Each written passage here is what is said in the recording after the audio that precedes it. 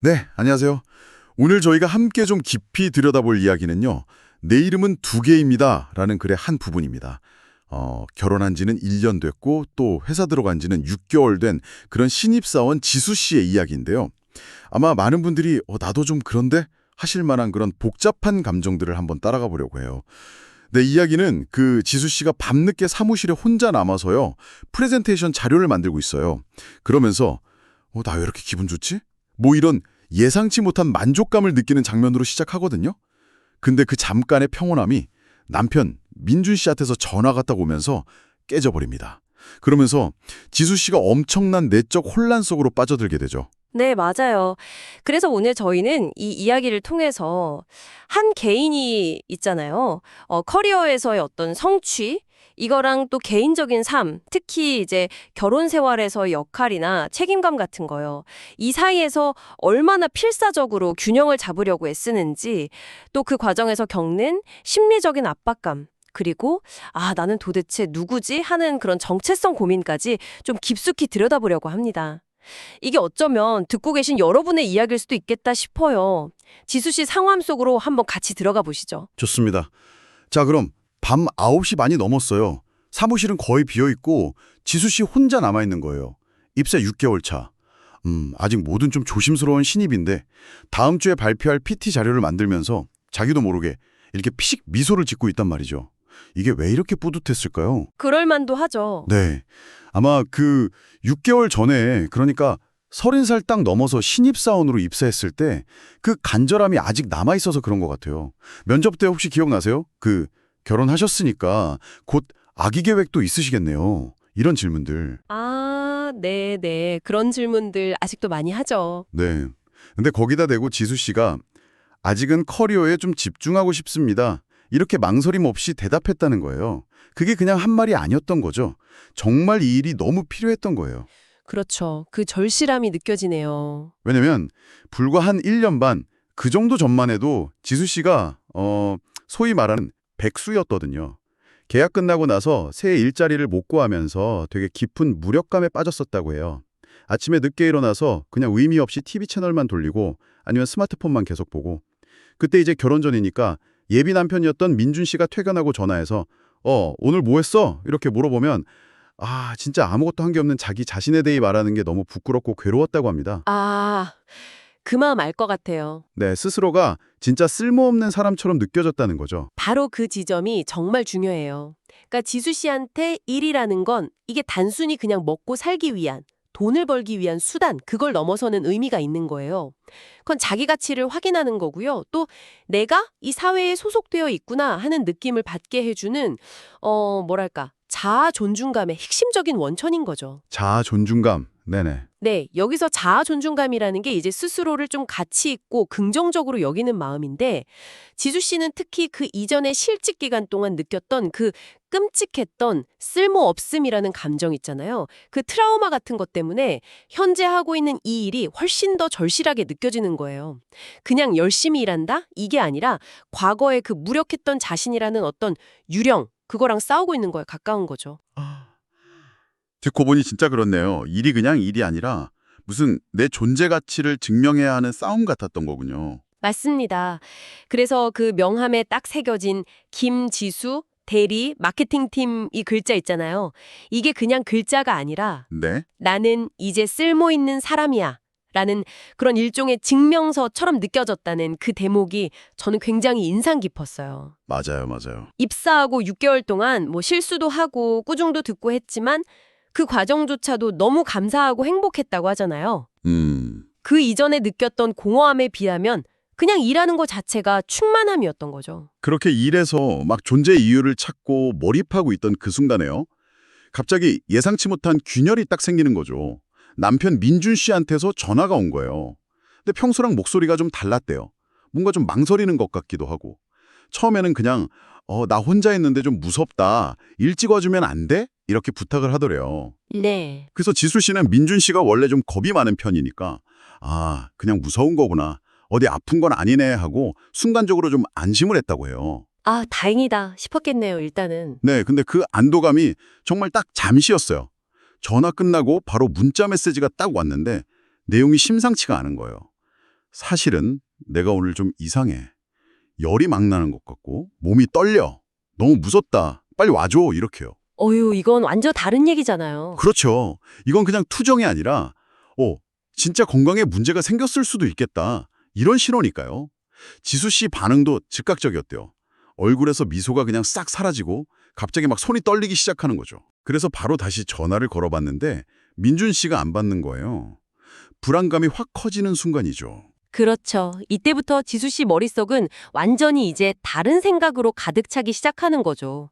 방금 전까지 느꼈던 그 일에 대한 만족감, 성취감, 이런 좋은 감정들은 그냥 순식간에 다 날아가 버리고요. 남편에 대한 걱정, 그리고 이 불확실한 상황에 대한 불안감, 이게 온 마음을 그냥 확 뒤덮어 버리는 거죠. 그래서 지수 씨는 정말 다급하게 퇴근 준비를 해요. 막 작업하던 슬라이드?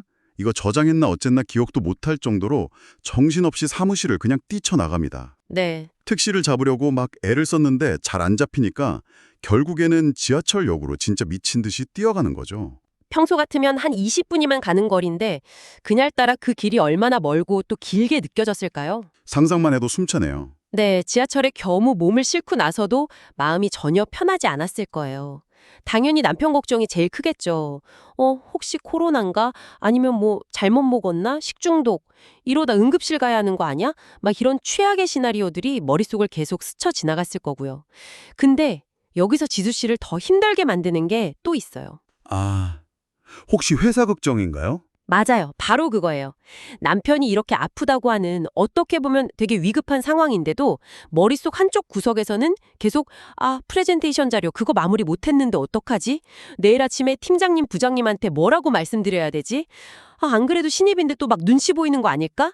이런 생각들이 끊임없이 떠오르는 거예요. 네. 본인도 그런 생각하는 자기 자신이 너무 밉고 막 화가 나는데 그 생각이 멈춰지지가 않는 거죠.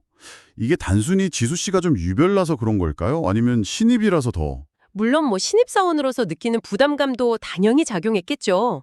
근데 그것보다는 좀 더 근본적인 이유가 있다고 봐요. 여기서 바로 우리가 얘기하는 내적 갈등이라는 개념이 아주 선명하게 드러나거든요.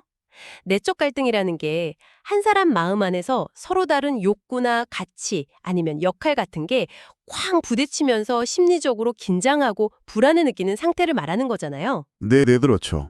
지수 씨 같은 경우는 남편을 돌봐야 하는 아내로서의 역할하고 책임감, 이거하고 또 인정받고 싶은 직장인 김지수로서의 욕구와 정체성, 이 두 개가 지금 정면으로 꽝 하고 부딪히고 있는 거죠.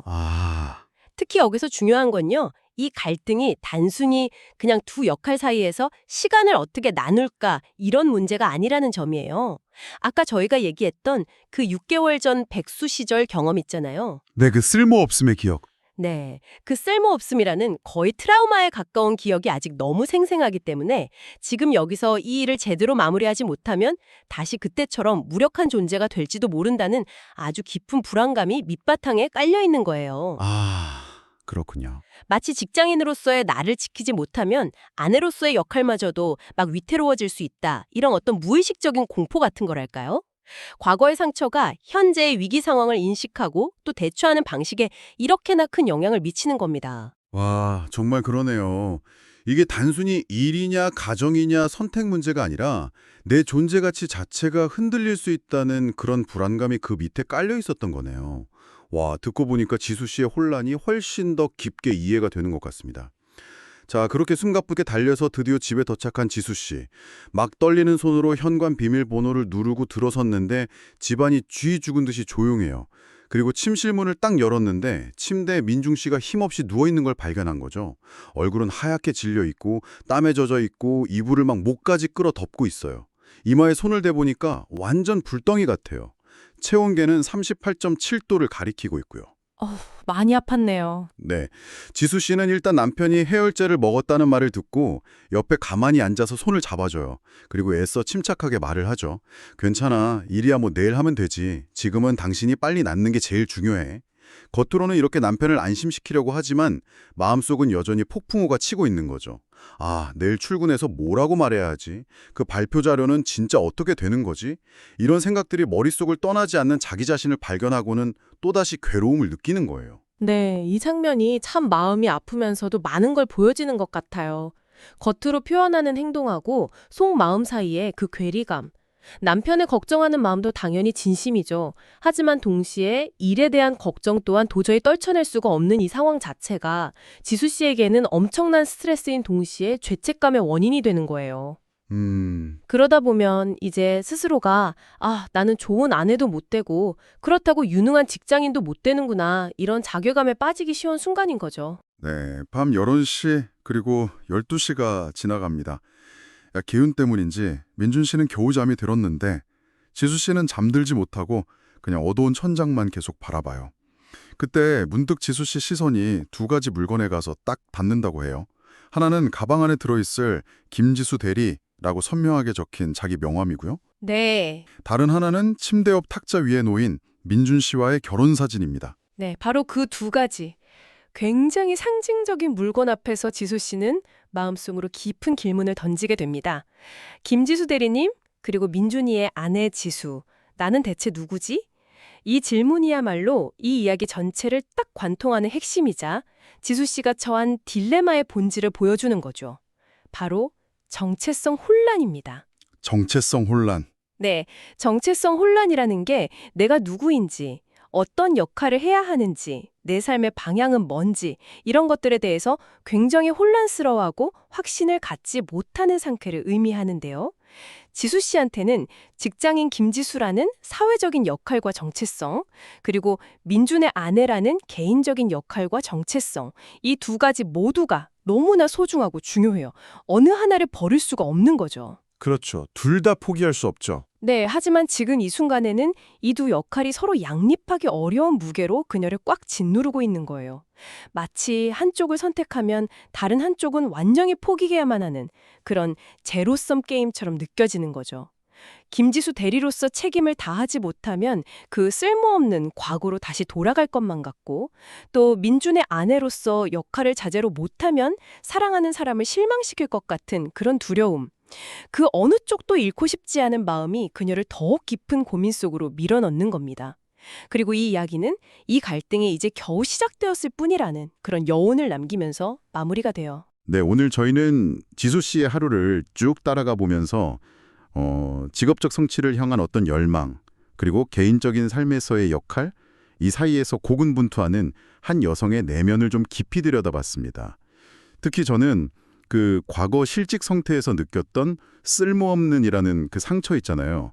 그게 현재 지수 씨의 선택과 감정에 얼마나 강력하게 영향을 미치고 있는가 하는 점이 참 인상 깊었어요. 네, 맞아요. 그리고 김지수 대리와 민준의 아내라는 그 둘 다 너무나 소중한 이름표 사이에서 어느 하나도 놓지 못하고 괴로워하는 그 모습이 참 많은 생각을 하게 만들었습니다. 자, 그럼 이 이야기를 듣고 계신 여러분께 한번 질문을 드리고 싶어요.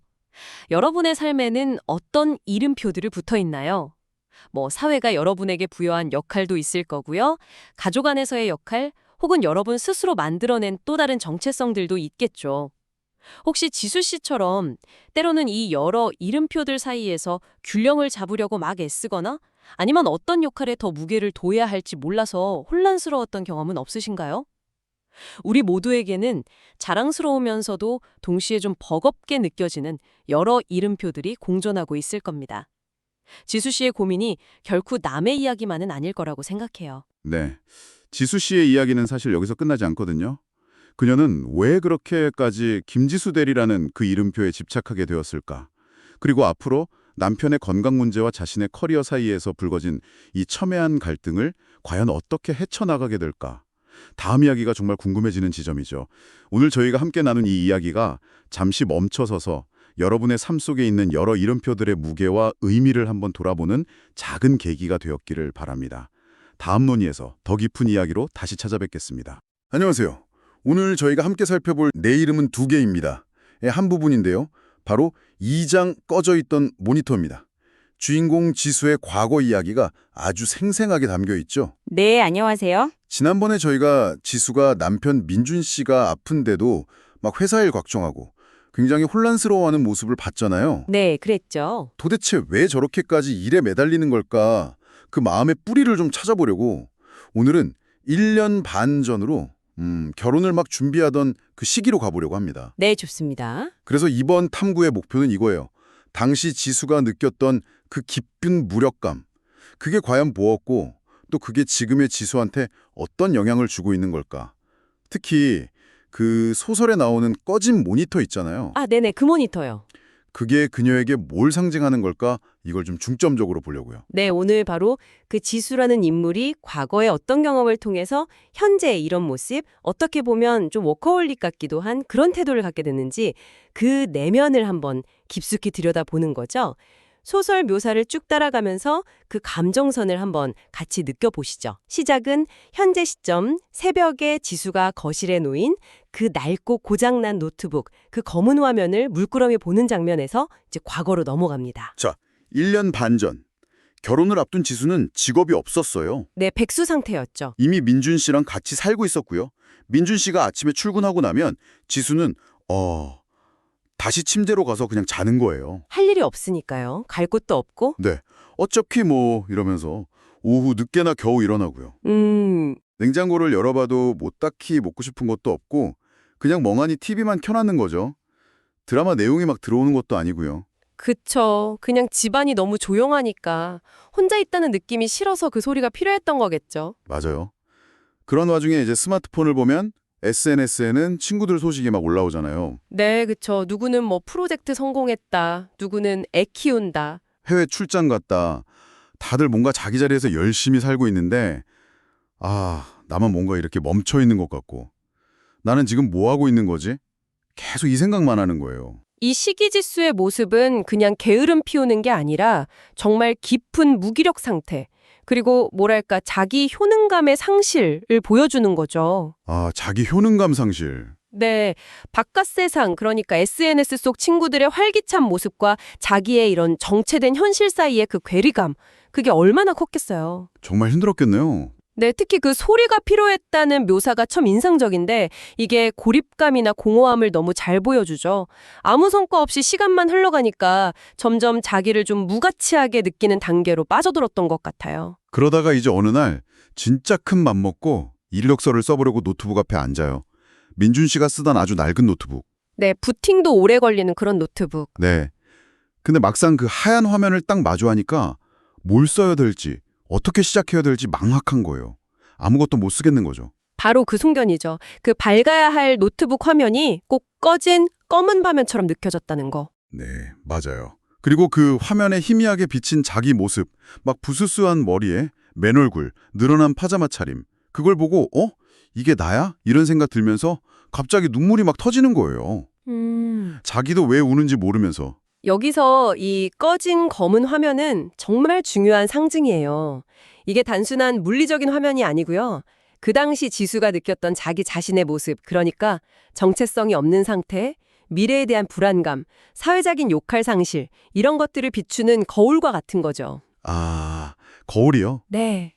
화면에 비친 그 초라한 모습이 자기가 스스로를 얼마나 무가치하게 느끼고 있었는지를 딱 보여주는 장치인 거예요. 그렇군요. 그래서 결국 아무것도 못 쓰고 노트북을 딱 껐을 때 그 완전한 검은 화면에는 자기 얼굴이 오히려 더 낯설게 보였다는 묘사가 나오잖아요. 그만큼 자기 자신으로부터 소외되어 있는 깊은 상태를 보여주는 거죠. 그날 저녁에 민준 씨가 퇴근해서 지수 얼굴 보니까 너무 지쳐 보이니까 무슨 일 있었냐고 걱정하면서 묻죠. 네. 지수가 결국 참았던 불안감을 막 털어놓는 거예요. 나 언제쯤 취직할 수 있을까? 막 몇 달째 안 되고 나이는 먹어가고 경력은 끊겼고 이런 현실적인 고민들. 그렇죠. 그럴 만도 하죠. 민준 씨는 되게 따뜻하게 지수를 안아주면서 위로해요. 아유, 곧 될 거야. 너 능력 있잖아. 면접만 보면 붙을 텐데. 그리고 이렇게 덧붙이죠. 괜찮아. 시간이 좀 걸리는 것뿐이야. 그리고 지수야, 너무 조급해하지 마. 결혼하면 내가 벌면 되잖아. 그 말. 네. 분명 좋은 뜻으로 한 말이잖아요. 위로하려고. 근데 이게 지수한테는 뭔가 좀 다르게 들렸던 것 같아요. 맞아요. 민준 씨의 말은 분명 사랑이고 위로인데 지수 입장에서는 그게 내가 벌 테니 너는 안 벌어도 돼. 이런 의미로 들릴 수도 있거든요. 네, 약간 그런 뉘앙스가. 그렇죠. 이게 단순히 경제적으로 의존한다는 문제를 넘어서 뭐랄까, 자기의 어떤 사회적 역할이나 자아 실현의 기회까지 좀 박탈당하는 듯한 느낌을 줄 수도 있어요. 아, 그럴 수 있겠네요. 네, 지수가 원했던 건 단순히 돈이 아니라 자기가 잃어버렸다고 느꼈던 그 쓸모 있는 사람으로서의 가치를 다시 찾고 싶었던 거잖아요. 그러니까 민준 씨의 그 위로가 오히려 더 큰 무게감으로 다가왔을 가능성이 큰 거죠. 그래서 그날 밤에 지수는 민준 씨 잠든 거 보고 몰래 다시 거실로 나와서 노트북 앞에 앉아요. 네, 다시 시도하는 거죠. 마케팅 분야 채용 공고를 막 검색하는데 눈에 들어오는 건 죄다, 경력 5년 이상, 신입은 안 뽑아요. 뭐 이런 조건들 뿌린 거예요. 아, 그쵸. 스크롤 내릴수록 막 마음이 작아졌을 거예요. 네, 그러다가 화면 거의 맨 끝에서 진짜 작은 공고 하나를 발견해요. 5 기업, 마케팅팀, 신입 경력 채용. 오, 그리고 그 아래 적힌 세부 조건들, 이게 지수 눈을 확 사로잡은 거죠. 경력 단절 여성 우대, 아, 경단녀 우대. 나이 제한 없음, 그리고 면접 볼 때 경력보다는 열정이랑 성실성을 중요하게 봅니다. 이 문구들이 꼭 자기를 위해서 쓰인 것 같았대요. 이야, 이거는 지수한테 정말 단순한 일자리 정보 그 이상이었을 거예요. 그쵸? 네네. 완전히 깜깜한 터널 속에서 갑자기 빛을 발견한 느낌? 아, 나도 다시 시작할 수 있구나 하는 희망 그 자체였겠죠. 특히 그 경력 단절 여성 우대 라는 구체적인 말이 그녀가 느끼던 그 불안감, 사회적인 장벽 같은 걸 회사가 정확히 알고 있다는 신호처럼 느껴졌을 거예요. 아, 나 같은 사람도 괜찮구나. 네, 기회를 주는 곳이 있구나. 이런 안도감이랑 같이 엄청난 용기를 줬을 겁니다. 지수가 막 떨리는 손으로 이력서랑 자기소개서를 쓰기 시작해요. 새벽 3시가 넘어서야 겨우 다 채우고 제출 버튼을 딱 눌렀죠. 네. 지원이 완료되었습니다. 이 메시지를 보고 정말 오랜만에 진짜로 웃었다고 해요. 아, 그 기분 알 것 같아요. 근데 그 기쁨도 진짜 잠시였어요. 다음 날부터는 또 엄청난 불안감이 밀려오는 거죠. 그렇죠. 만약에 떨어지면 어떡하지? 이번에도 안 되면 진짜 끝인데. 이런 생각들. 네, 하루에도 몇 번씩 메일함 새로 고침하고 시간이 흘러서 1주, 2주 아무 연락이 없으니까 지수는 또다시 그 깊은 무력감에 빠져드는 거예요.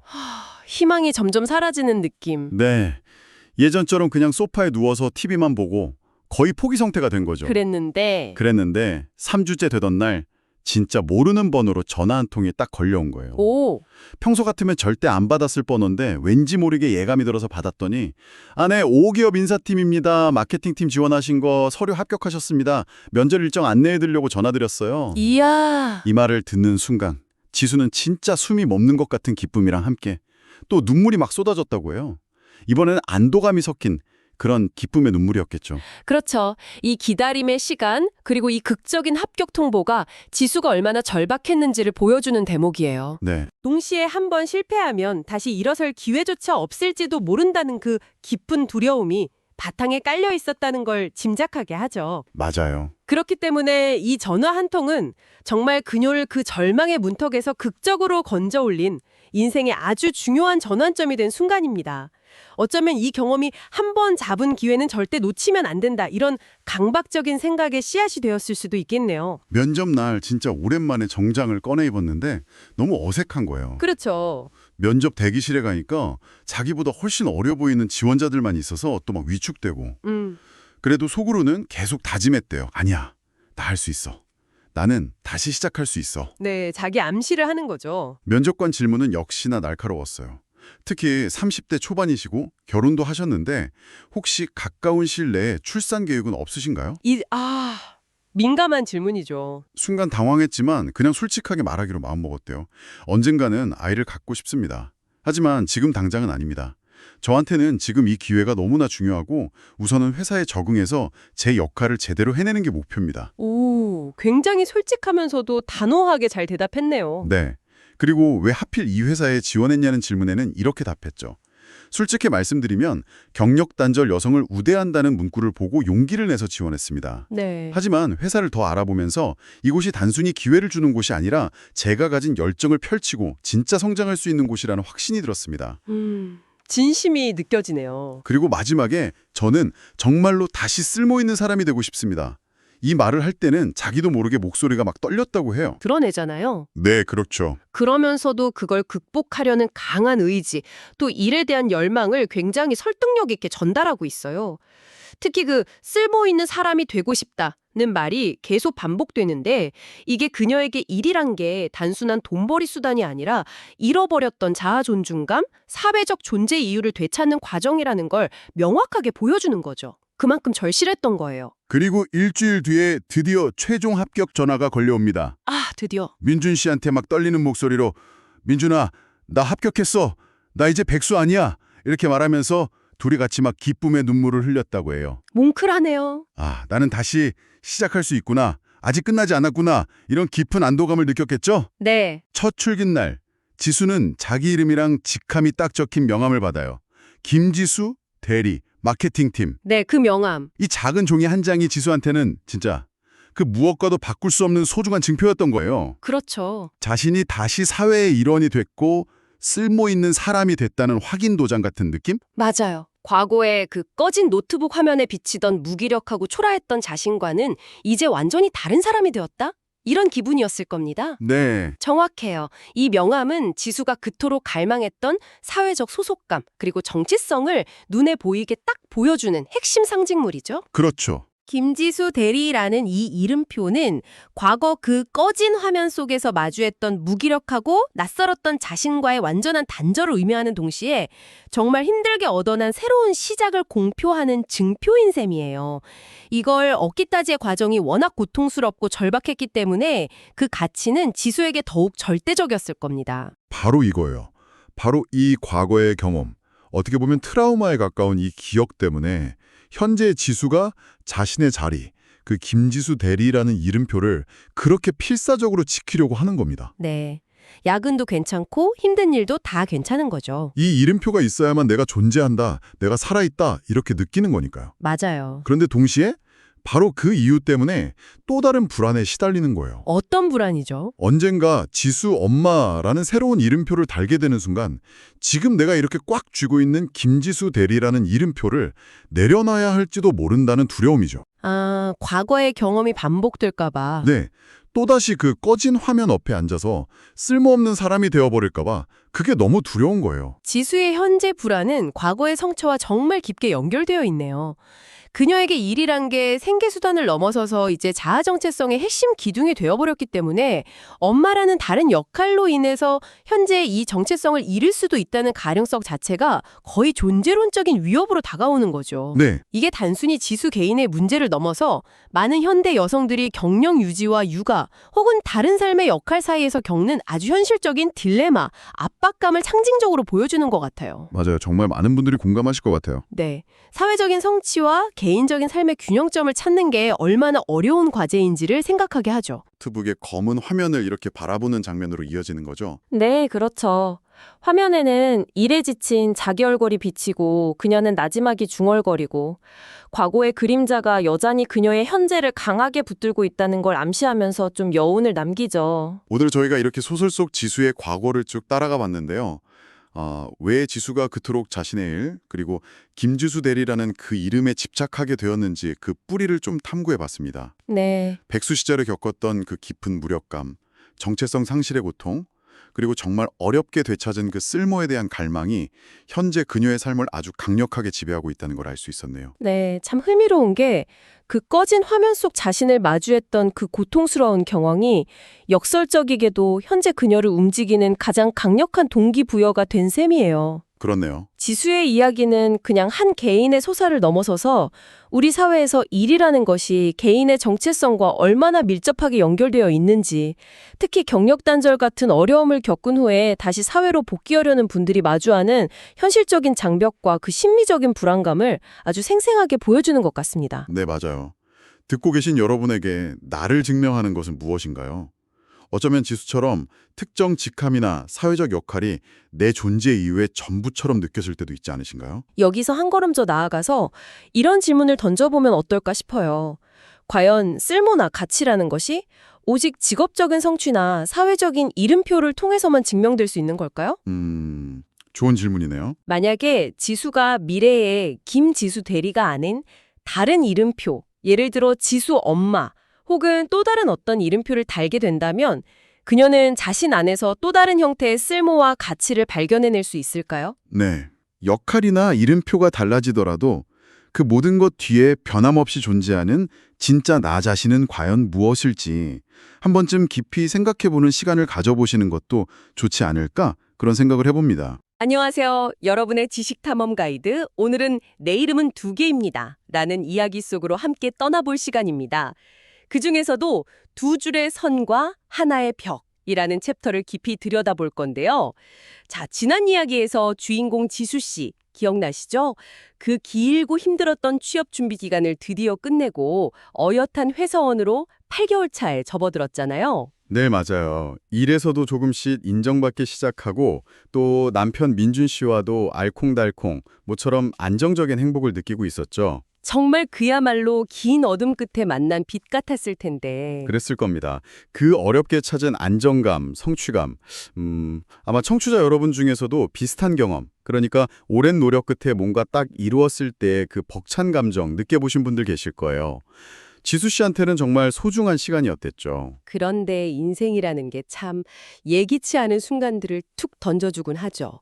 오늘 바로 그 예기치 않은 순간이 지수 씨에게 찾아오면서 벌어지는 일들을 따라가 볼 겁니다. 네, 어떻게 기쁨과 두려움 사이에서 또 일과 어떤 새로운 역할 사이에서 갈등하게 되는지. 맞습니다. 보내주신 자료를 바탕으로 지수 씨의 그 복잡한 내면, 그리고 그녀가 딱 마주하게 된 현실의 벽, 이걸 한번 같이 파헤쳐 보시죠.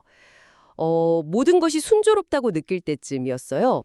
지수 씨 몸에 이상 신호가 오기 시작합니다. 아침마다 막 메스껍고. 네, 자료에 보니까 특정 냄새에 되게 역함을 느꼈다고 나오죠. 삼겹살 냄새, 커피 냄새, 심지어 동료 향수 냄새까지도요? 네, 맞아요. 거기다 피로감도 심하고 가슴 통증까지 있었다고 하고요. 처음에는 그냥 요즘 좀 무리했나 보다. 뭐 이 정도로 생각했겠죠. 그렇죠. 누구나 겪을 수 있는 컨디션 난조 정도로 여겼을 텐데 증상이 계속되니까 인터넷 검색을 해보잖아요. 메스꺼움, 가슴 통증, 피로감. 그랬더니 제일 위에 딱 뜬 결과가 임신 초기 증상. 여기서 이제 지수 씨가 설마 하는 마음으로 달력을 확인하는 장면이 나오죠.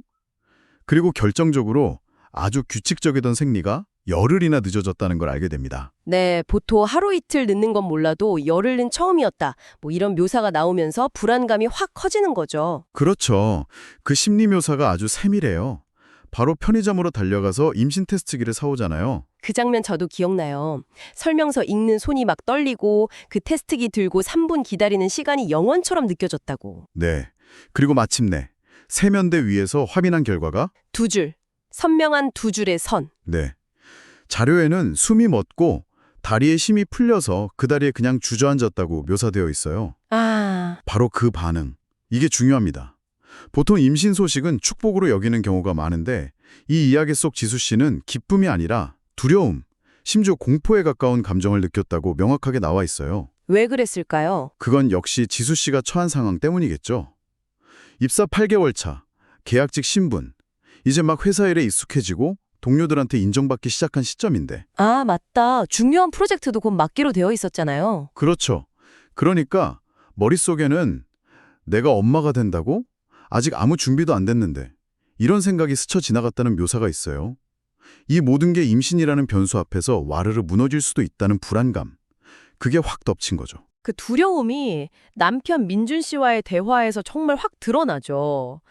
집에 와서 테스트기를 보여주니까 민준 씨는 와 진짜 우리 아빠 엄마 되는 거야 이러면서 막 순수하게 기뻐하잖아요. 네, 막 지수 씨를 안아주고 그러는데. 그러니까 지수는 웃지를 못해요. 네, 자료에도 지수는 웃지 못했다 이렇게 딱 나와 있죠. 오히려 눈물 글썽이면서 첫마디가 그거였잖아요. 민준아, 나 회사 어떡해. 네, 나 이 자리 잃고 싶지 않아 겨우 찾은 건데 겨우? 와, 그 겨우라는 말이 반복되면서 그 절박함이 확 느껴지더라고요. 맞아요. 그 겨우라는 부사 하나에 그동안 지수 씨가 얼마나 힘들었는지 그리고 지금 이 자리가 얼마나 소중한지가 다 담겨 있는 거죠. 이 대화 장면이 두 사람의 시각 차이를 정말 잘 보여줘요. 그렇죠. 남편은 이제 나는 가족의 변화, 그 기쁨에 초점을 맞추는데 지수 씨는 당장 닥칠 현실적인 문제, 특히 회사에서의 어려움을 먼저 떠올리는 거죠. 그 자료에서도 계약직 신분 때문에 육아휴직은 쓸 수 있을까? 사람들 시선은 어떨까? 이런 걱정들을 하고 있다는 뉘앙스가 풍기거든요. 뭐 민준 씨가 기뻐하는 게 잘못됐다는 건 아니지만 그만큼 지수 씨가 느끼는 현실의 무게가 너무 크고 즉각적이었던 거겠죠. 네, 같은 사건을 두고도 정말 처한 위치에 따라 이렇게 다른 감정과 고민을 할 수 있구나 하는 걸 보여주는 것 같아요. 어쩌면 청취자 여러분 중에서도 파트너와 이런 현실 인식의 차이를 느껴본 경험이 있으실 수도 있겠다는 생각도 드네요. 충분히 그럴 수 있을 것 같아요. 그리고 다음 날 결국 혼자 산부인과를 찾아가죠. 네, 자료를 보면 민준 씨가 같이 가겠다고 했는데도 지수 씨가 거절했다고 나와요. 이것도 좀 의미심장하게 느껴지더라고요. 아직 이 상황을 온전히 받아들일 준비, 함께 헤쳐나갈 준비가 안 되었다는 그런 내면의 표현일 수도 있겠다 싶고요. 병원에 갔더니 의사 선생님은 또 밝은 목소리로 초음파 화면 속 작은 점을 가리키면서 여기 보이시죠? 이게 태낭이에요. 임신 확실합니다. 축하드려요. 이렇게 말하는데 지수는 여전히 웃을 수가 없었다. 자료에서 계속 이걸 강조하죠. 네, 손에는 그 초음파 사진이 들려 있고요. 그 사진 묘사가 인상적이었어요. 검은 배경에 작은 흰 점 하나뿐인 사진. 그렇죠. 의학적으로는 분명 생명의 시작을 알리는 증거인데 시각적으로는 정말 작고 미미하잖아요. 이 작은 점 하나가 내 인생, 특히 내가 정말 힘들게 쌓아올린 이 직장에서의 위치를 완전히 흔들어 놓을 거라는 그런 예감이 들었던 걸까요? 그 초음파 살린이 주는 상징성이 아주 강렬합니다. 말씀하신 것처럼 삶을 바꿀 엄청난 사건의 증거인데 정작 눈앞의 이미지는 그냥 작은 점일 뿐인 거죠. 네. 그 태낭이라는 객관적이고 의학적인 요노와 지수 씨가 느끼는 그 불안하고 막막한 현실 사이의 어떤 괴리감 같은 게 그 사진 한 장에 담겨 있는 것 같아요. 아직 실감은 잘 안 나지만 거대한 변화가 다가오고 있다는 걸 보여주는, 그리고 그걸 받아들이는 개인의 복잡한 감정 있잖아요. 두려움, 막막함, 아주 약간의 기대감 같은 게 뒤섞인 상태. 이걸 이 텍스트가 참 잘 보여주고 있어요. 아, 그리고 병원에서 돌아와서 회사로 복귀했는데 참 아이러니하게도 바로 그날 오후에 커리어에 있어서 되게 중요한 기회가 찾아오잖아요. 맞아요. 네, 다음 달에 시작하는 큰 프로젝트를 언급하면서 이번 프로젝트 잘 마치면 정규직 전환도 긍정적으로 검토해 볼 수 있다. 이런 말을 한 거죠. 와, 정규직 전환. 계약직인 지수 씨한테는 정말 꿈 같은 이야기였을 텐데요. 가뭄의 단비 같은. 그렇죠. 안정적인 미래를 잡을 수도 있는 절호의 찬스인데. 그런데 이미 지수 씨 마음은 그 임신이라는 비밀 때문에 너무 무겁잖아요. 이 타이밍이 정말 잔인하게 느껴질 정도예요. 최고의 기회랑 최악의 고민이 동시에 찾아온 셈이니까요. 네, 자료에서도 지수 씨가 이 말을 듣고 기뻐하기는커녕 오히려 마음이 더 복잡해지고 괴로워했다고 나오죠. 어떻게 해야 할지 막막해하고요. 결국 큰 용기를 내죠. 그날 저녁 퇴근 시간이 다 되어서 부장님을 찾아가잖아요. 네, 그 대화 장면. 부장님, 잠깐 드릴 말씀이 있는데요. 저 임신을 했습니다. 이렇게 고백을 하는데 그 순간 부장님 표정이 굳어졌다고 묘사돼요. 그리고 깊은 한숨, 그 다음에 돌아온 첫 마디가 그게 지금? 이 짧은 질문 안에 정말 얼마나 많은 의미가 담겨 있을까요? 그 반응, 특히 그 지금이라는 대물음이랑 한숨, 지수 씨한테는 거의 모든 게 끝났다는 신호처럼 들렸을 거예요. 네, 그리고 자료에서 부장님이 예전에 면접 볼 때 출산이나 육아 계획 관련해서 질문했었다는 내용까지 덧붙여서 언급하잖아요. 그렇죠. 그건 단순히 그냥 부장님 개인의 실망감을 넘어서 어쩌면 회사의 어떤 암묵적인 분위기나 시스템적인 문제를 슬쩍 보여주는 장치일 수도 있어요. 우리는 이런 상황을 원치 않았다는 메시지 같은 거죠. 맞아요. 명확하게 하고다, 계약 연장 안 된다 이렇게 말한 건 아니지만 결국 프로젝트는 다른 사람에게 맡기는 게 좋겠다고 하고 정규직 전환 가능성에 대해서는 더 이상 아무 말도 안 하죠. 그 침묵, 그리고 말줄임표, 미안하지만 김대리는 다음에 이어질 말을 지수 씨가 그냥 직감적으로 알아차렸다고 그렇게 서술되어 있죠. 네, 직접적인 말보다 어쩌면 더 차갑고 무서운 현실을 느끼게 하는 장면이에요. 여기서 중요한 건 이게 그냥 한 명의 나쁜 상사 이야기로만 볼 수는 없다는 거겠죠? 맞습니다. 이 텍스트는 이 사건을 통해서 특히 지수 씨 같은 계약직 여성이 임신했을 때 딱 부딪히게 되는 어떤 구조적인 장벽을 보여주려는 것 같아요. 면접 때 질문부터 시작해서 임신 사실을 알렸을 때 그 싸늘한 반응, 그리고 실질적인 업무 배제까지 이 모든 과정이 현재 많은 일터에서 일과 과정의 양립, 특히 여성의 임신과 출산이 어떻게 받아들여지고 있는지 그 현실적인 어려움을 좀 고발하는 듯한 느낌도 들어요. 지수 씨의 상황은 안타깝게도 시스템이 그녀를 보호해주거나 지지해주지 못한다는 걸 너무 명백하게 보여주는 거죠. 네. 모든 희망이 그냥 한순간에 사라진 듯한 기분이었을 것 같아요. 집으로 돌아오는 길, 또 집에 도착해서 느끼는 감정을 마치 넘을 수도 피할 수도 없는 거대한 벽에 부딪힌 것 같다고 표현하잖아요. 이 벽이라는 비유가 이번 챕터 제목하고도 딱 연결되면서 강한 인상을 주죠. 그리고 마지막 장면이 정말 인상 깊어요. 지수 씨가 책상 서랍 속에 넣어뒀던 명함 있잖아요. 김지수 대리 마케팅팀. 네. 그거랑 가방 속에 있던 초음파 사진. 지수 엄마가 들 현실을 상징하는. 그 두 개를 꺼내서 나란히 놓는 장면. 이 두 개의 상징물이 딱 대비되는 거죠. 현재 자기가 가지고 있는 정체성, 그리고 앞으로 갖게 될 정체성, 혹은 지키고 싶은 세계와 새롭게 열리는 세계. 저 어떻게 해야 하는 거야? 이렇게 되뇌면서 챕터가 끝나죠. 아, 이 장면이 단순히 그냥 개인적인 슬픔을 넘어서는 것 같아요. 현재 우리 사회에서 여성, 특히 직장 여성이 경험할 수 있는 아주 근본적인 딜레마를 딱 압축해서 보여주는 느낌이에요. 맞아요. 이게 단순히 일이냐 아이냐 이런 양자택일의 문제가 아니라 그렇죠. 텍스트가 보여주는 건 김지수 대리로서 그렇게 어렵게 얻은 성취와 인정을 계속 유지하면서 동시에 엄마라는 새로운 역할을 받아들이는 것이 왜 이렇게 힘든 선택이 되어야만 하는가, 여기에 대한 질문 같아요. 현재 사회 구조나 직장 문화가 이 두 가지 중요한 가치를 함께 가져가는 걸 얼마나 어렵게 만드는지 그 시스템적인 압박감을 지수 씨의 눈물을 통해서 전달하고 있는 거죠. 청취자 여러분은 이 장면 보시면서 어떤 감정을 느끼셨을지 좀 궁금하네요. 혹시 지수 씨처럼 삶의 중요한 가치들이 막 서로 부딪히면서 어느 하나를 좀 희생해야 할 것 같은 그런 외부적인 압박을 경험하신 적이 있다면 이 마지막 장면이 더 깊게 다가올 수도 있겠습니다. 네, 오늘 저희는 내 이름은 두 개입니다의 두 줄의 선과 하나의 벽 챕터를 통해서 예상치 못한 임신 소식을 접한 지수 씨의 복잡한 내면과 그녀가 마주하게 된 냉혹한 현실의 벽을 텍스트에 기대서 깊이 들여다봤습니다. 어렵게 얻은 직장에서의 성취와 안정, 그리고 새로운 생명의 등장이 가져온 그 감정의 소용돌이와 현실적인 장벽들이 정말 생생하게 그려졌네요. 네, 맞아요. 이 텍스트는 임신이라는 사건이 특히 지수 씨처럼 좀 불안정한 고용 상태에 놓인 여성에게 어떤 불안과 압박으로 다가올 수 있는지, 그리고 때로는 얼마나 가혹한 선택의 기로에 서게 만드는지를 아주 현실적으로 보여줬습니다. 임신 테스트기의 그 두 줄의 선이 축복의 시작이 아니라 넘기 힘든 하나의 벽으로 곧바로 느껴지는 그 과정을 참 설득력 있게 묘사했죠. 다음 이야기에서는 이 막막한 벽 앞에서 지수 씨가 과연 어떤 선택을 하게 될지, 또 어떤 길을 찾아 나서게 될지 정말 궁금해지는데요. 원작에서도 독자들한테 나라면 어떤 선택을 했을까 이런 질문을 던지면서 여운을 남겼다고 하죠. 물론 나라면 어땠을까 이런 개인적인 질문도 의미가 있습니다. 하지만 이 텍스트를 통해서 우리가 한 걸음 더 나아가서 던져볼 수 있는 질문이 있는 것 같아요. 어떤 질문일까요? 지수 씨의 이야기는 우리에게 개인의 선택 문제를 넘어서 더 큰 질문을 던지고 있다고 생각해요. 바로 우리 사회와 일터는 지수 씨 같은 상황에 놓인 사람들이 저 거대한 벽 앞에서 그냥 무너지지 않도록 어떻게 변화해야 하는가 하는 질문이죠. 개인에게 선택의 모든 무게를 지우는 대신에 시스템은 과연 무엇을 할 수 있을까? 두 줄의 선이 더 이상 넘을 수 없는 벽이 되지 않으려면 무엇이 필요할까?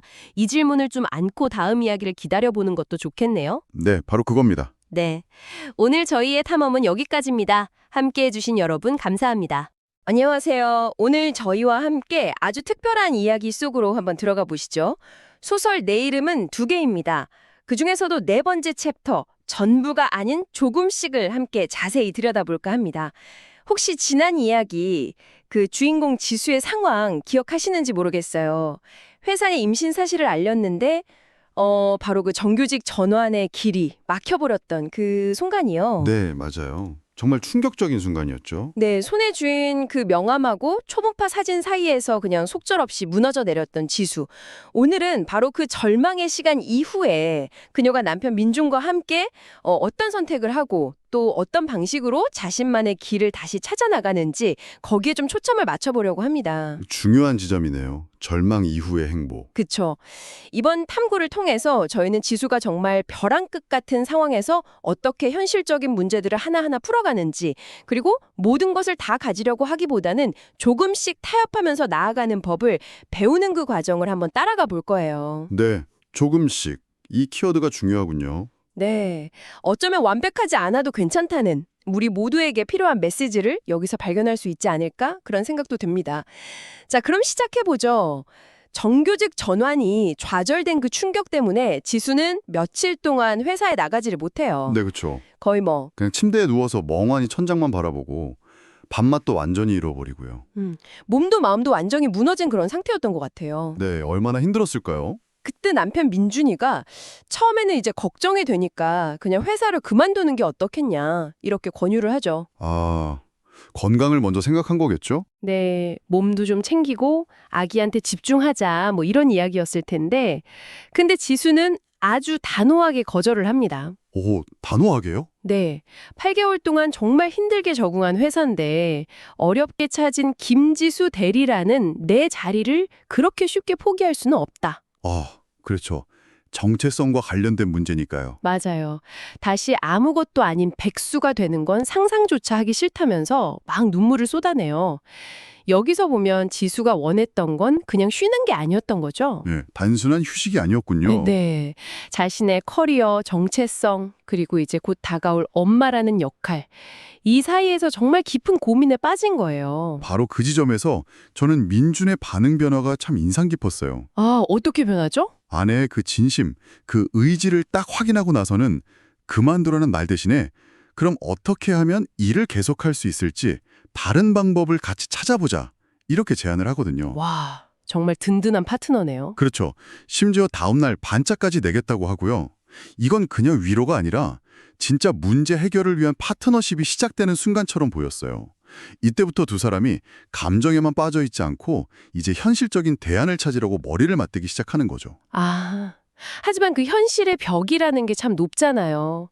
당장 아이를 누가 돌봐줄 거냐, 이 문제부터가 막막했죠. 네, 아주 현실적인 문제죠. 양가 부모님은 각자 사정이 있어서 도움을 주기가 좀 어려운 상황이었고 어린이집은 보통 돌은 지나야 보낼 수 있으니까 당장의 해결책은 아니었고요. 그렇죠.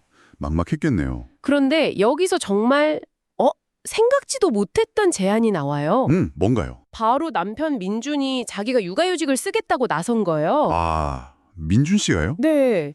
남자 직원도 쓸 수 있는 제도가 회사에 있다면서요.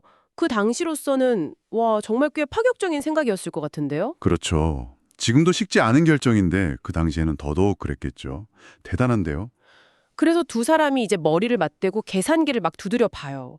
민준이 육아휴직을 하면 월급의 한 80% 정도 나오고 지수 월급 합치면 예전처럼 넉넉하지는 않겠지만 그래도 허리띠를 좀 졸라매면 어떻게든 살아볼 수는 있겠다. 이런 계산이 선 거죠. 아, 생계 유지는 가능하겠다. 네. 빠듯하긴 해도 불가능하지는 않다. 이런 결론에 이른 거예요. 근데 지수는 그걸 선뜻 받아들이지 못하죠. 왜요? 가능하다고 나왔는데? 여러 가지 고민이 있었을 거예요. 아기는 당연히 엄마가 봐야 하는 거 아닌가. 또 모유 수유는 어떻게 하지? 남편이 애 본다고 하면 주변에서 뭐라고 할까? 뭐 이런 걱정들에 막 발목을 잡는 거죠. 아, 사회적인 시선이나 통념 같은 거요? 네.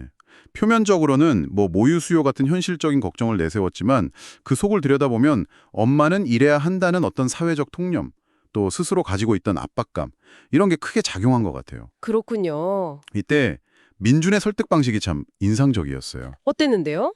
그는 지수의 행복이 제일 중요하다고 딱 강조하면서 자기도 진심으로 아기를 키우는 경험을 해보고 싶다고 말을 해요. 오, 진심이 느껴지네요. 네. 특히 솔직히 남자는 여자보다 경력 단절 걱정이 덜하잖아. 이 대사. 아, 그 대사요? 네. 이게 굉장히 현실적인 지적이죠. 성별에 따라서 다르게 작용하는 그 경력 단절의 무게를 딱 인정하면서 가장 합리적인 선택지를 제시하는 거예요. 아빠로서의 역할에 대한 기대감도 느껴지고요. 이게 단순한 희생이 아니라 가족 전체를 위한 최선의 선택이라는 점을 잘 보여주는 것 같아요. 정말 민준이라는 캐릭터가 다시 보이는데요. 이제 좀 길이 보이는가 싶었는데? 근데 또 다른 문제가 있었죠. 네. 또 있었죠. 민준이가 육아휴직을 한다고 해도 정작 지수 본인이 다니는 그 회사의 분위기가 문제였어요. 아, 회사 분위기. 네, 임신 사실 알렸을 때 그 부장님 반응이 엄청 싸늘했잖아요. 맞아요. 그걸 떠올리니까 육아휴직은커녕 출산휴가 90일 말고는 더 쉬기 어렵겠다 이런 현실적인 판단을 내린 거죠. 그렇죠. 냉정한 판단이었네요. 결국 지수는 법정 출산휴가 90일만 딱 쓰고 바로 회사에 복귀해야 하는 상황에 놓인 거예요. 석 달 만에 아이를 떼어놓고 일터로 돌아가야 한다니 생각만 해도 참 가혹한 현실이죠. 산모 건강이나 아기와의 유대감 형성 면에서도요. 네, 정말 그렇죠. 근데 여기서 이 부부의 강점이 또 한 번 드러나요. 어떤 점이죠? 좌절하는 대신에 주어진 조건 안에서 다시 최선의 계획을 세우는 거예요. 정말 구체적인 로드맵을 그리죠. 그 단계별 계획이요? 네. 첫째, 지수가 법정 출산휴가 90일을 쓴다. 둘째, 지수가 복직하는 날에 맞춰서 민준이 1년간 육아휴직을 시작한다.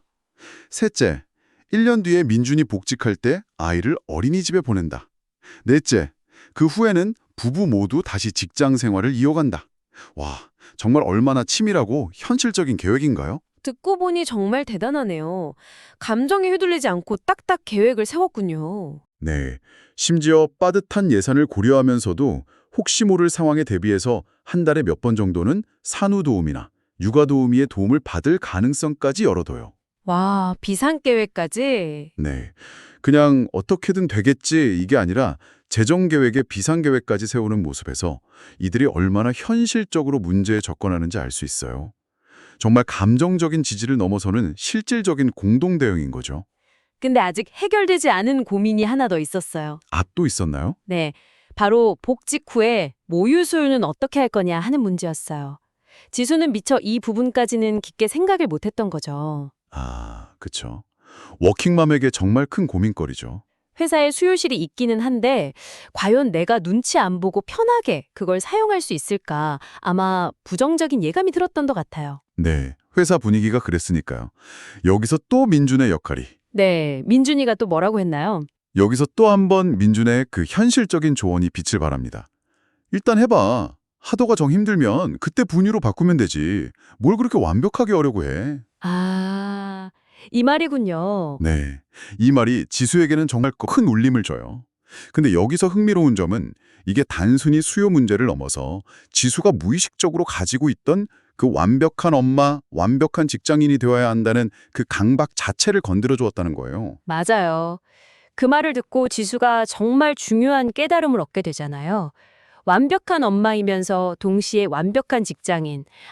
이 두 가지를 완벽하게 해내는 건 불가능하다는 것. 그렇죠. 현실적으로 불가능하죠. 대신에 조금 부족한 엄마, 조금 부족한 직장인으로 전부가 아니라 조금씩은 가질 수 있지 않을까? 이런 생각을 하게 되는 거죠. 이게 시사하는 바가 정말 명확해요. 바로 완벽주의라는 그 무거운 짐을 내려놓고 타협과 공존의 가능성, 즉 조금씩의 철학을 받아들이기 시작했다는 신호인 거죠. 네, 아주 중요한 전환점이었어요. 며칠간의 병가를 마치고 지수는 다시 회사로 갑니다. 어색하고 긴장된 분위기 속에서 부장님하고 마주 앉아요. 떨렸겠네요. 네, 근데 이전과는 달랐어요. 지수가 먼저 자신의 계획을 아주 명확하게 밝힙니다. 어떻게 말했죠? 임신했지만 일을 계속하고 싶다. 법정 출산휴가 90일만 쓰고 바로 복직하겠다. 아이는 남편이 1년간 육아휴직으로 돌볼 예정이고 업무에 절대 소홀함이 없도록 최선을 다하겠다. 이렇게요. 목소리는 약간 떨렸을지 몰라도 그 눈빛에는 단호한 의지가 담겨 있었어요. 와, 대단한데요. 부장님 반응은 어땠나요? 부장님은 예상대로 좀 당황하죠. 회사에 그런 전례가 없다면서 난처해하고요. 하지만 결국 지수의 그 확고한 의지를 보고 어디 한번 해보자 이러면서 마지못해 수락은 해요. 그래도 다행이네요. 근데 냉정한 현실적인 조건이 따라붙죠. 정규직 전환은 당분간 어렵다. 이렇게 못을 박아요. 역시. 네, 이게 바로 지수가 자신의 선택을 위해 감수해야 할 명백한 불이익이었던 거죠. 그럼에도 불구하고 중요한 건 지수가 자신의 계획을 관철시켰다는 점이에요.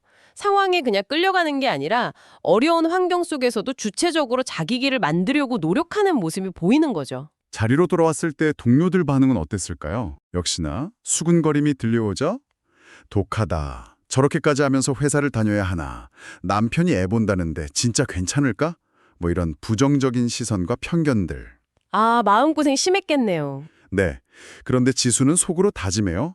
신경 쓰지 말자. 나는 내 길을 간다. 그리고 묵묵히 자기 업무를 시작하죠. 그날 저녁에 집에 돌아와서 민준애가 힘들었던 하루를 털어놓으니까 민준이 다시 한번 따뜻하게 말해줘요. 뭐라고요? 우리 조금씩 하기로 했잖아. 전부 다 잘할 순 없어. 이 든든한 지지가 있었기에 지수가 버틸 수 있었던 것 같아요. 아, 정말 민준 씨 같은 파트너가 있다는 게 큰 힘이네요. 그렇게 힘든 회사 생활 속에서도 지수의 배는 점점 불러왔고 어느덧 만삭이 됐습니다. 민준 역시 회사에 육아휴직을 신청하고 초보 아빠 육아 가이드 이런 책들을 읽으면서 아빠가 될 준비를 차근차근 해나갔고요. 네, 부부가 함께 준비하는 모습이 보기 좋네요. 출산휴가 전 마지막 출근 날에는 몇몇 동료들의 따뜻한 격려도 있었지만 여전히 느껴지는 차가운 시선도 교차했고요. 그리고 마침내 길고 고통스러운 진통 끝에 건강한 딸을 품에 안게 됩니다. 아, 감동적인 순간이네요. 네, 아기의 그 첫 울음소리를 듣는 순간 지수는 가슴 벅찬 감동과 함께 아주 강한 의지를 다져요. 이 아이를 위해서라도, 김지수 대리로서도 엄마로서도 비록 완벽하지는 않더라도 절대 포기하지 않겠다고요. 두 개의 이름 모두 지키겠다는 다짐이군요. 네. 그리고 짧게만 느껴졌던 90일의 출산 휴가가 끝나고 드디어 복직하는 날이 밝았습니다. 잠든 아기를 민준에게 맡기고 현관문을 나서는 지수의 발걸음은 당연히 무겁죠. 그렇죠. 발이 안 떨어졌을 거예요. 하지만 동시에 다시 김지수 대리로 돌아간다는 사실에 약간의 설렘과 긴장감도 느껴요. 회사에 도착하니까 몇몇 동료들이 따뜻한 박수로 그녀를 맞아주고요. 책상 위에 놓인 자신의 이름, 김지수 대리, 명패를 보면서 지수는 마음속으로 외치죠. 나 돌아왔어! 아, 복귀했군요. 근데 예상했던 대로 복직 후 첫 1년은 정말 쉽지 않았을 거예요. 네, 그렇죠. 어땠을까요? 지수는 아마 점심시간 쪼개서 급하게 밥 먹고 동료들 눈치 살피면서 수유실 가서 유축하고 그랬겠죠. 칼퇴근은 당연히 필수였을 거고 혹시나 업무에 차질 줄까 봐 늘 미안하고 조마조마한 마음이었을 거고요. 이게 워킹맘이라면 누구나 겪을 법한 아주 현실적인 어려움들이죠. 네, 듣기만 해도 힘드네요. 한편 주 양육자가 된 민준 역시 육아에 점차 익숙해져 갔겠지만 그에게도 정말 힘든 시간이었을 거예요. 아, 민준 씨도요? 네. 하루 종일 아기랑 씨름하면서 집안에만 있다 보면 사회적으로 좀 고립되는 느낌? 어린이랑 대화하고 싶은 갈증, 이런 걸 느끼면서 육아 스트레스를 겪기도 하죠. 이건 남성 육아휴직자가 흔히 마주할 수 있는 또 다른 현실의 단면이에요. 남성이라고 육아가 더 쉽거나 스트레스가 없는 건 절대 아니니까요. 아, 그렇군요. 각자의 어려움이 있었겠네요.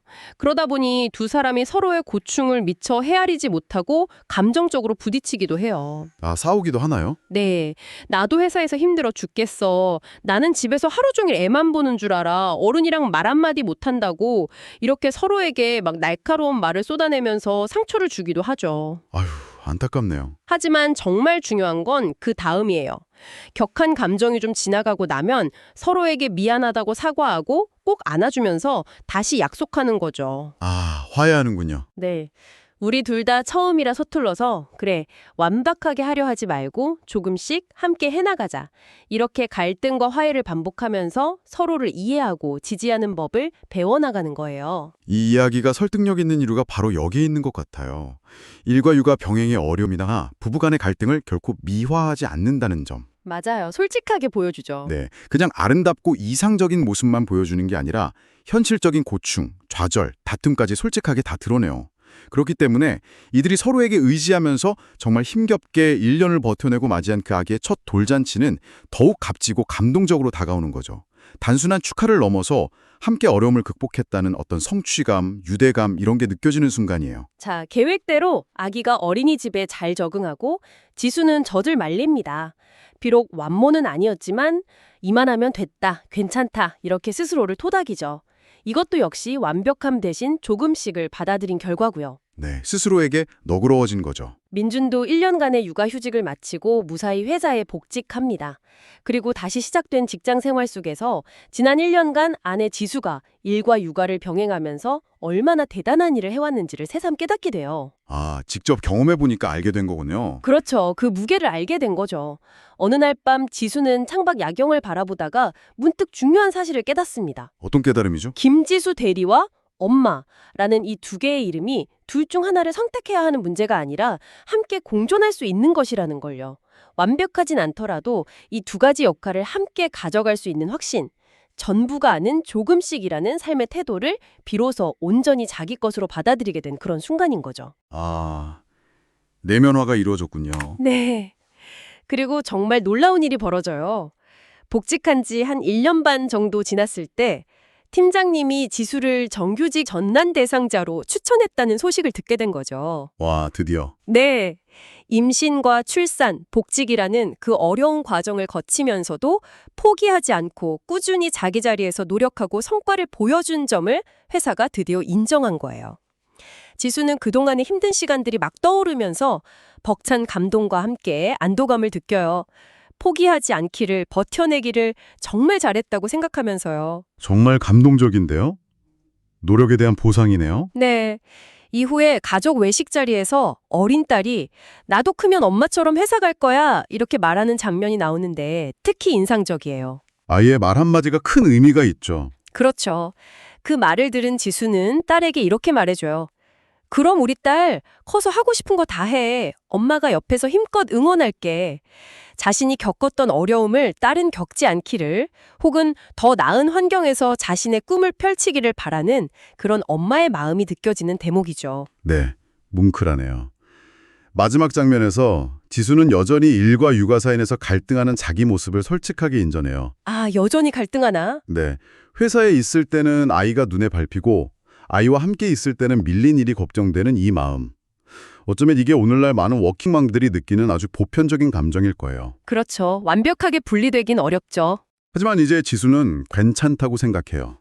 조금씩 해나가는 법을 배웠고 그 조금씩이 모여서 결국 자신의 삶을 채워나갈 거라는 걸 알기 때문이죠. 그리고 무엇보다 중요한 것은 이 모든 과정을 혼자가 아니라 남편 민준과 함께 헤쳐나가고 있다는 사실이에요. 이 함께라는 연대감이야말로 지수를 계속 나아가게 하는 가장 큰 원동력이 아닐까 싶습니다. 함께의 힘이군요. 네, 여기서 우리가 얻을 수 있는 중요한 통찰 중 하나는 개인의 노력만큼이나 중요한 것이 바로 곁에서 함께 짐을 나누어지는 파트너의 존재라는 점입니다. 오늘 저희는 소설 내 이름은 두 개입니다의 한 챕터를 통해서 주인공 지수와 민준 부부가 예기치 못한 위기 속에서 뭐 아니면 도우식의 그런 극단적인 선택 대신에 조금씩이라는 현실적인 타협점을 찾아 나서는 그 과정을 깊이 있게 살펴봤습니다.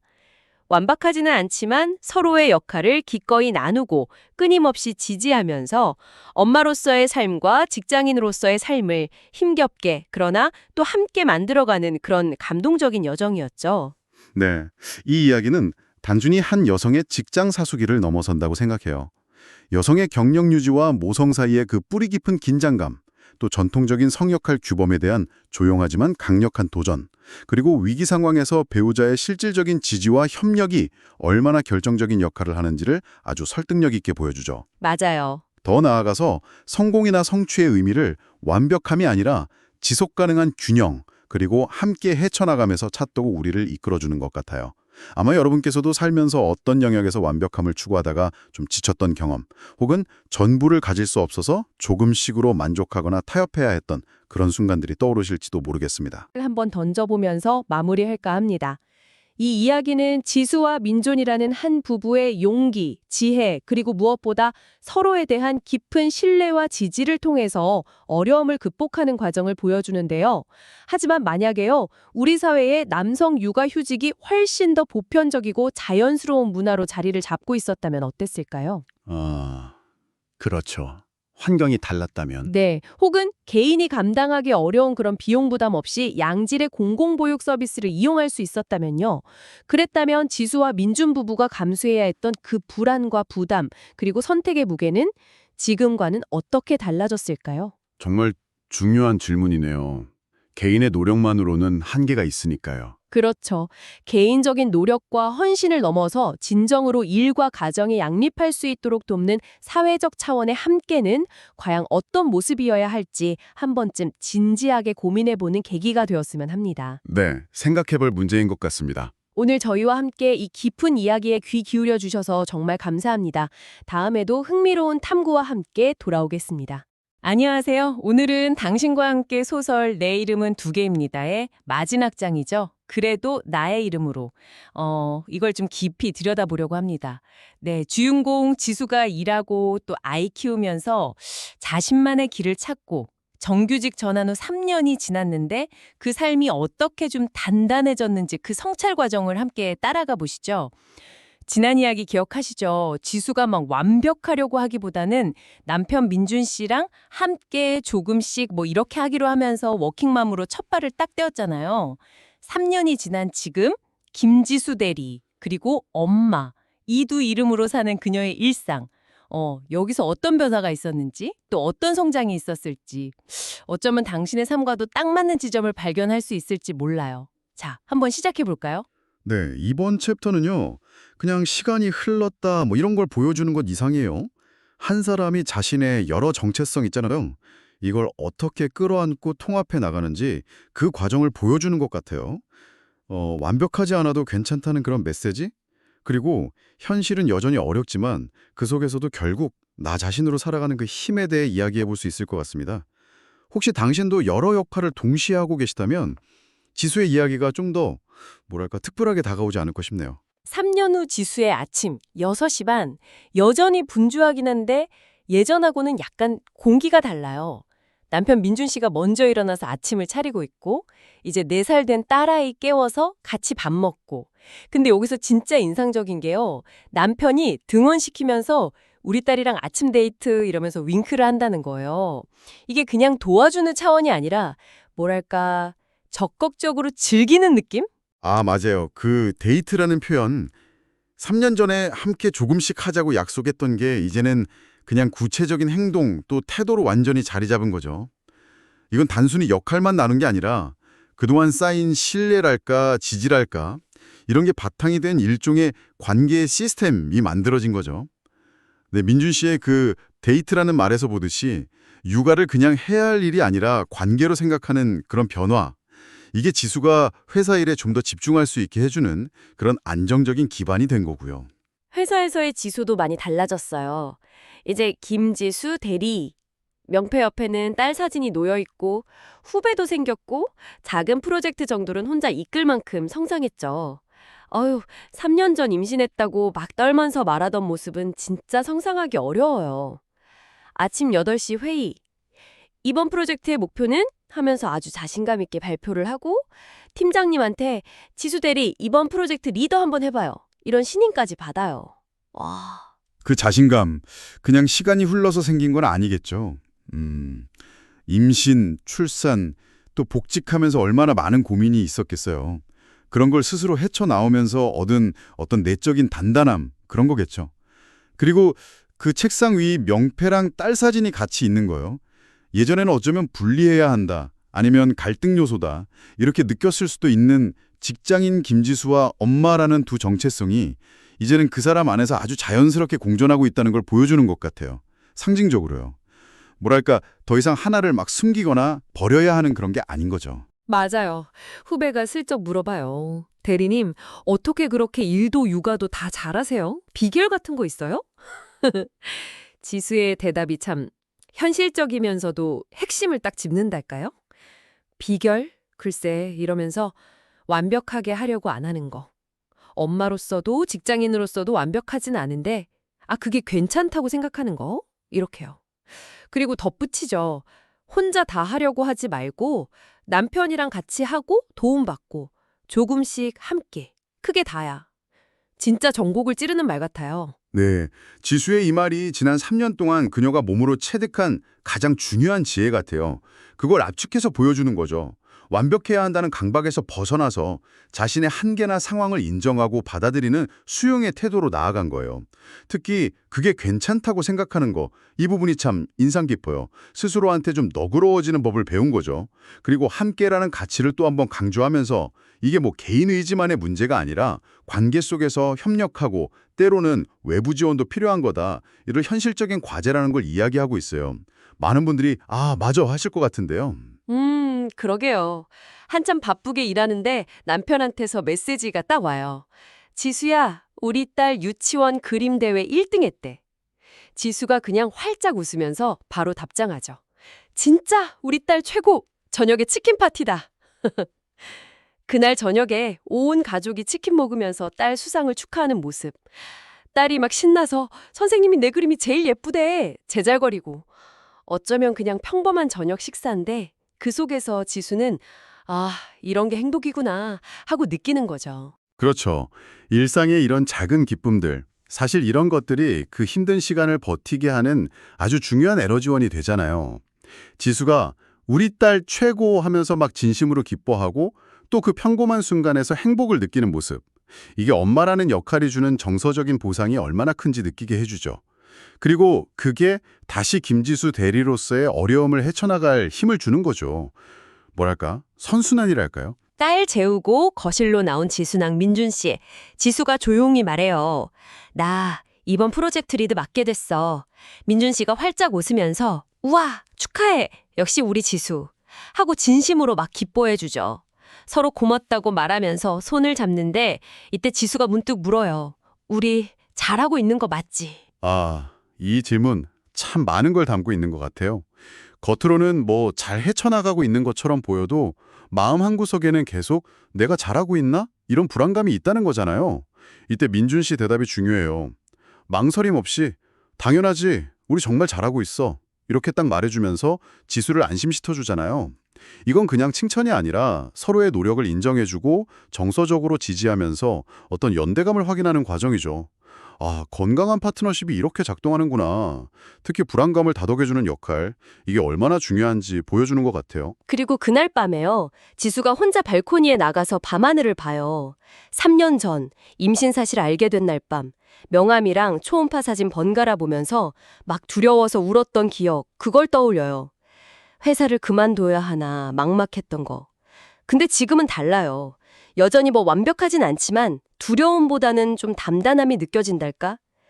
방으로 돌아와서 서랍 속에 있던 김지수 대리 명함하고 딸의 첫 초음파 사진. 이걸 꺼내서 나란히 놓아보면서 조용히 중얼거려요. 둘 다 나야. 둘 다. 바로 이 장면, 여기가 이 챕터, 어쩌면 이 소설 전체에서 가장 핵심적인 전환점이 아닐까 싶어요. 3년 전에는 그 명함, 즉 직장인으로서의 나와 초음파 사진, 엄마로서의 나, 이 사이에서 하나를 골라야 할 것 같은 갈등, 두려움, 이런 걸 느꼈다면 이제는 둘 다 나야 라고 말하면서 이 두 가지 정체성을 온전히 자기 일부로 받아들이는 순간인 거죠. 선택의 문제가 아니라 통합의 문제로 인식이 완전히 바뀐 겁니다. 이 내적인 통합, 그러니까 두 개의 이름을 모두 자신의 소중한 정체성으로 끌어안는 이 과정이 지수를 더 이상 두렵지 않게, 더 단단하게 만든 그 힘의 원천이 된 거죠. 지수의 성장은 여기서 멈추지 않죠. 다음 날 팀장님이 지수를 부르더니 놀라운 소식을 전해요. 지수 대리, 다음 달 승진 심사 때 추천 명단에 넣었어. 이제 과장 달 때도 됐지? 그동안 잘해왔고 3년 전만 해도 감히 상상도 못했던 과장 승진이라는 단어잖아요. 지수는 속으로 포기하지 않길 정말 잘했다 이렇게 생각해요. 네, 이 승진 추천, 그냥 직급이 올라가는 것 이상의 의미가 있죠. 일과 육아를 병행하면서 겪었을 그 수많은 어려움들, 보이지 않는 노력들, 이게 결국 회사로부터 객관적인 성과로 인정받았다는 아주 구체적인 증거잖아요. 동시에 워킹맘도 충분히 경력을 이어가고 성장할 수 있다. 이런 가능성을 보여주는 상징적인 사건이기도 하고요. 지수가 완벽하지 않지만 그래도 나의 이름으로 버텨온 그 시간에 대한 어떤 가시적인 보상이라고 볼 수 있겠네요. 그리고 그날 저녁이요. 퇴근하고 집에 돌아왔더니 이번엔 민준 씨랑 딸이 거실을 막 풍선으로 장식하고 케이크까지 준비해서 깜짝 파티를 열어주는 거예요. 딸이 엄마 승진 축하해 하면서 그림 하나를 딱 내미는데 엄마가 회사 가방 들고 웃는 모습 위에 삐뚤삐뚤한 글씨로 우리 엄마는 슈퍼히어로 이렇게 쓰여 있는 거예요.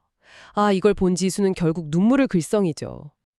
정말 뭉클하네요. 아이의 눈에 비친 일하는 엄마 모습이 슈퍼히어로라니. 지수가 그 힘든 상황 속에서도 아이에게는 얼마나 긍정적이고 강인한 존재로 보여주는 아주 강력한 순간이죠. 이 그림을 보면서 지수는 아마 이런 생각도 했을 것 같아요. 아, 내 딸이 자랄 세상은 엄마가 일하는 게 더 당연하고 뭔가를 막 포기하거나 선택하지 않아도 되는 그런 사회였으면 좋겠다고요. 개인적인 성취에 대한 감동을 넘어서 이제 다음 세대를 위한 어떤 사회적인 바람으로까지 생각이 확장되는 그런 지점인 것 같아요. 그날 밤 지수는 다시 일기장을 펴고 자기 마음을 정리해요. 이렇게 적습니다. 나에게는 두 개의 이름이 있다. 김지수 대리와 엄마.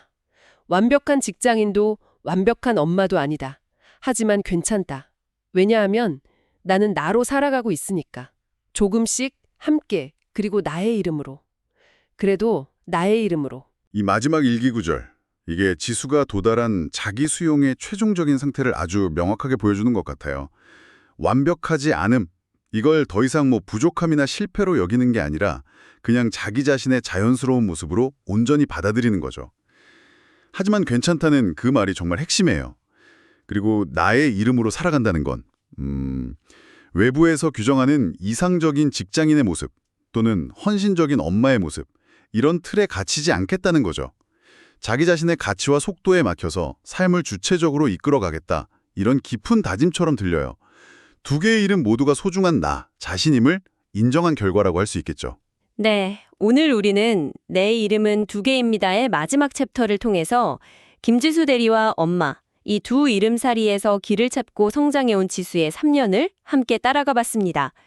완벽을 좀 내려놓고 불완전함을 받아들이는 법, 혼자가 아니라 함께의 가치를 배우고 마침내 이 두 이름을 갈등이 아니라 자신의 힘으로 통합해 나가는 그런 여정이었네요.